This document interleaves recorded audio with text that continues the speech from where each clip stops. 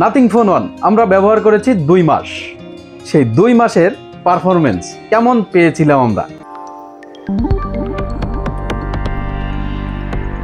আমরা এটার হাইপ নিয়ে যদি একটু কথা বলি, আমরা 2022 সালে যখন নাথিং তাদের প্রথম মোবাইল যেটা লঞ্চিং করবে বলে একটা ঘোষণা দিয়েছিল এবং তাদের কিছু লিক্স থেকে আমরা জানতে পারছিলাম যে নাথিং একটা মোবাইল নিয়ে আসছে।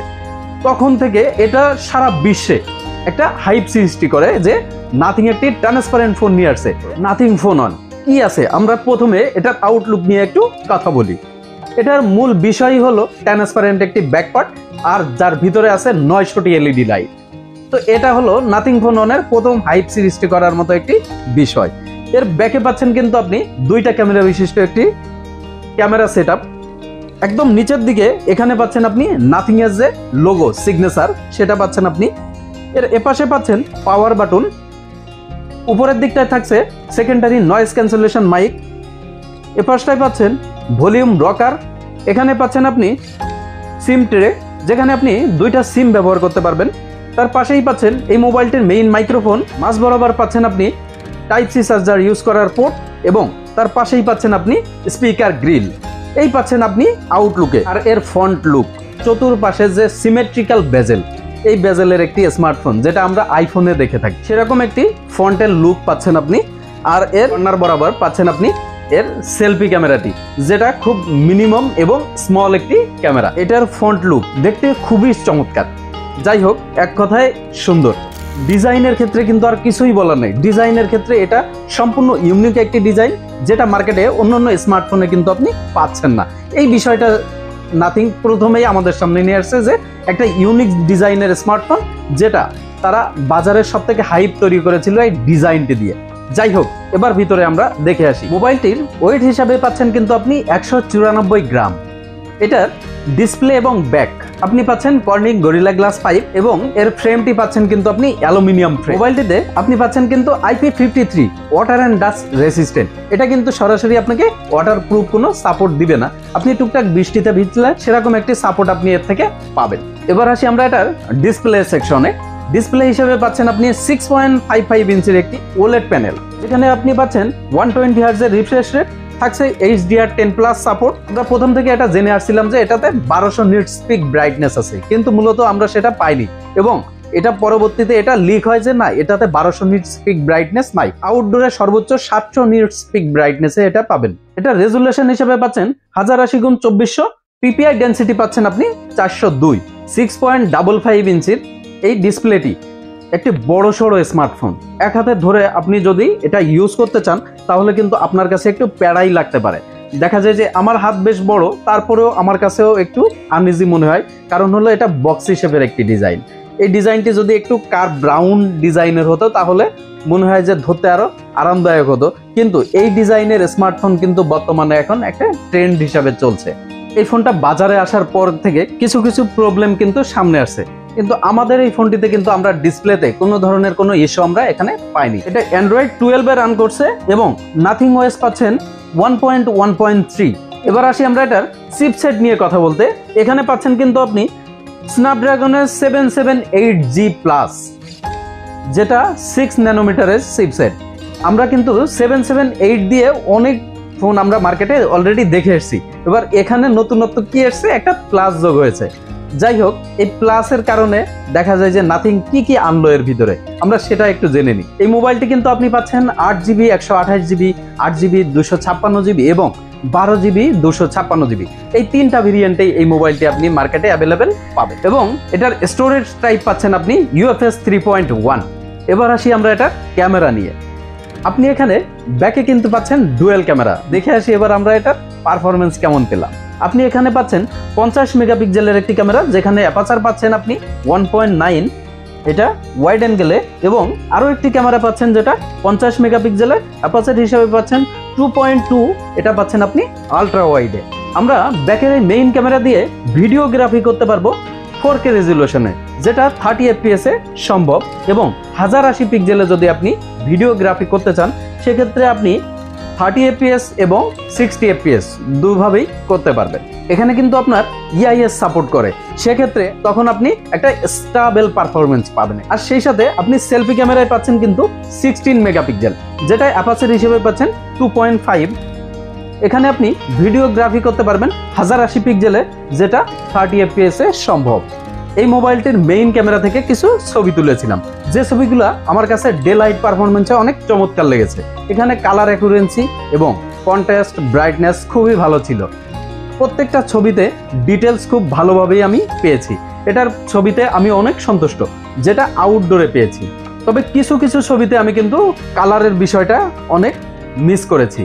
কিছু কিছু ছবিতে দেখা যায় যে কালারটা, এরকম কালার টোনটা আরও একটু যদি বুস্ট আপ করতো তাহলে দেখতে আরও চমৎকার লাগতো। তবে এটার ক্যামেরা থেকে কিন্তু আপনি অরিজিনাল যে চোখে দেখার যে ফিলটা, এটার অরিজিনাল ক্যামেরা থেকে আপনি পাবেন, কারণ এখানে কোনো বুস্টিং ইস্যু আমি এখানে পাইনি। একদম ন্যাচারাল যেরকম ক্যামেরা থাকে সেরকম ক্যামেরার ছবি আমি এখান থেকে পাচ্ছিলাম। তবে এটার ডে লাইট পারফরমেন্স বাদে আপনি যখন লো লাইটে ছবি তুলবেন তখন আপনি সন্তুষ্ট থাকবেন কিনা আমি এটা জানি না। লো লাইটের ছবিগুলো বেস্ট সফট যেরকম ছবি থাকে সেরকম ছবি আপনি এখান থেকে পাবেন। আমি এটা অবাক হয়েছি এর আলট্রা ওয়াইড ক্যামেরা। এর আলট্রা ওয়াইড ক্যামেরা কাজে লাগানোর মতো আমার কাছে মনেই হয়নি, কারণ এর যে মেইন ক্যামেরা সেখানে কিন্তু আমরা বেশ ভালো কন্ট্রাস্টের এবং ব্রাইটনেস সব কিছু অ্যাকুরেট ছিল, যেটা আমি অরিজিনাল একটি ফিল পাচ্ছিলাম। কিন্তু যখন আমি এখান থেকে আলট্রা ওয়াইডের ছবি তুললাম তখন আমার অরিজিনাল ওই মেগাপিক্সেলের সাথে এটা আর মিলছেই না। আমি মিলাতেই পারছিলাম না যে এটা মূলত অরিজিনাল 50 মেগাপিক্সেল আর আলট্রা ওয়াইড 50 মেগাপিক্সেল, মনে হচ্ছে অনেক ডিস্টেন্স। কালার ব্রাইটনেস মানে যাই বলি না, এখানে আমি আলট্রা ওয়াইডে মোটেও সন্তুষ্ট না। আমি 50 মেগাপিক্সেল হিসাবে এর কাছ থেকে আরো বেটার ছবি আশা করেছিলাম, সেটা আমি আলট্রা ওয়াইডের ক্ষেত্রে পাইনি। তবে আমি এর ম্যাক্রো ফটোগ্রাফিতে আমি ভালো রেজাল্ট পেয়েছি। এর ম্যাক্রো ফটোগ্রাফিতে আপনি খুব কাছ থেকে যে ছবিগুলো পাবেন, হ্যাঁ, সেটা অনেক ক্ষেত্রে আপনি কাজে লাগাতে পারবেন। আপনি এর পোর্ট্রেট মুড কিন্তু অসাধারণ। পোর্ট্রেট মুডে আপনি যে ছবিগুলো তুলবেন, হ্যাঁ, আপনি সেই পোর্ট্রেট মুডের ছবিগুলো আপনি অনেক ক্ষেত্রে কাজে লাগাতে পারবেন। এবার আসি আমরা এটার ভিডিওগ্রাফিতে।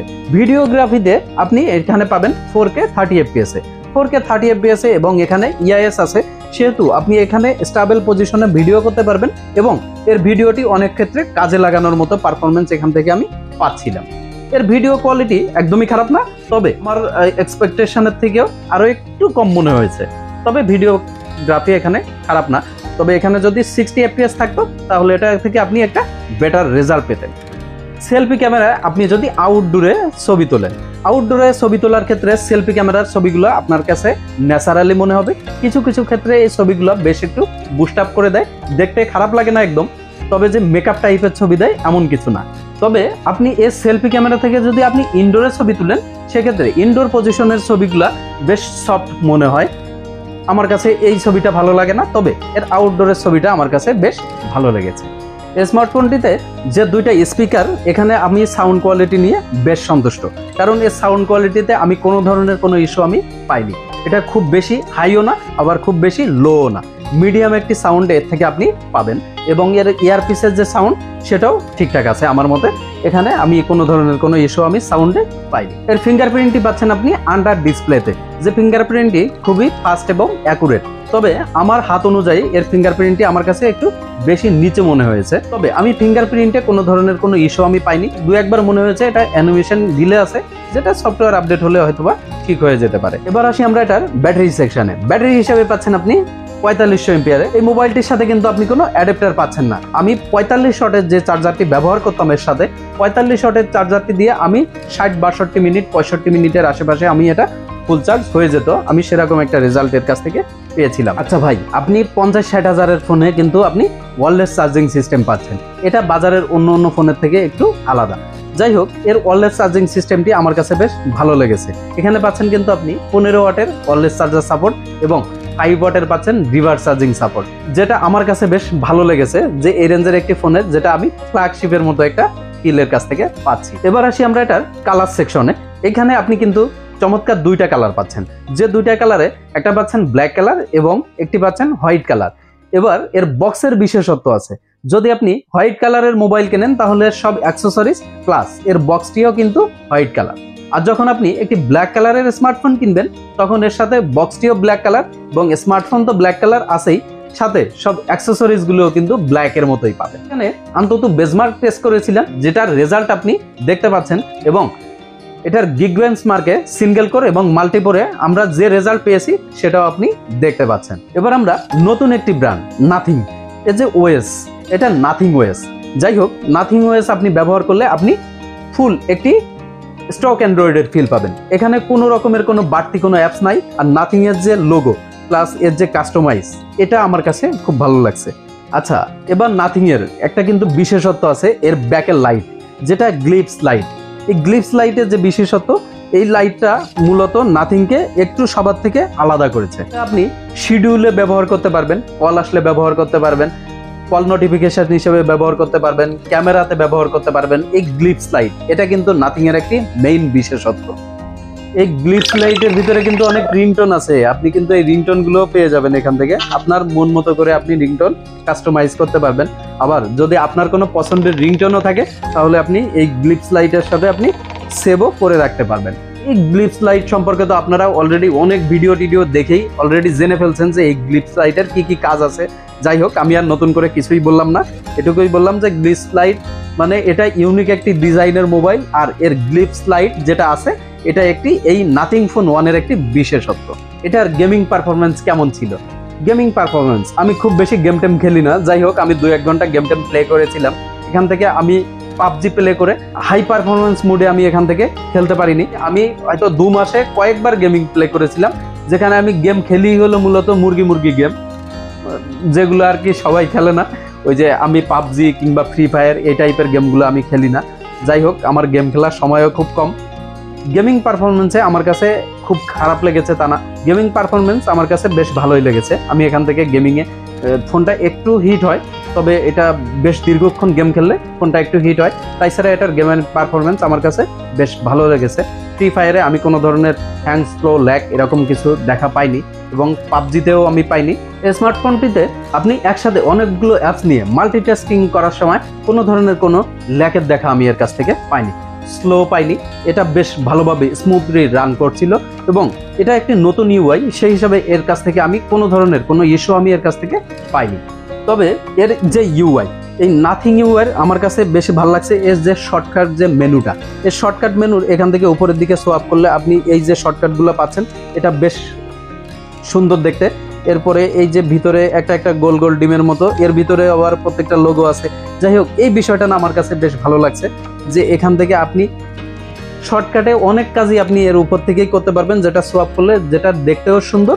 এবং এটার কাস্টমাইজটা আমার কাছে কিছু কিছু ক্ষেত্রে মনে হচ্ছে মানে 2-3টা ইউআই মিলে যে ইউআইটা হয়, এরকম একটা বাগ ফ্রি ইউআই, এবং এটা বেশ স্মুথ, এটা বেশ কোনো ধরনের কোনো ইস্যু আমি এর কাছ থেকে পাইনি। যাই হোক, যাদের খুব স্টাইলিশ একটি ফোন লাগবে তাদের জন্য আছে নাথিং ফোন 1। আমাদের শোরুম ভিজিট করতে ভুলবেন না। আমাদের শোরুমে এই ফোনটির সাথে এক্সাইটিং গিফট অফার, পাশাপাশি ডিসকাউন্ট অফারও পেয়ে যাবেন। আমাদের এই নাথিং ফোন 1 এর যে রিভিউটি, এটা দেখে আপনার কাছে কেমন লাগলো অবশ্যই কমেন্টস করে জানাতে ভুলবেন না। দেখা হবে পরের কোনো ভিডিওতে। সে পর্যন্ত সবাই ভালো থাকবেন, সুস্থ থাকবেন। আল্লাহ হাফেজ।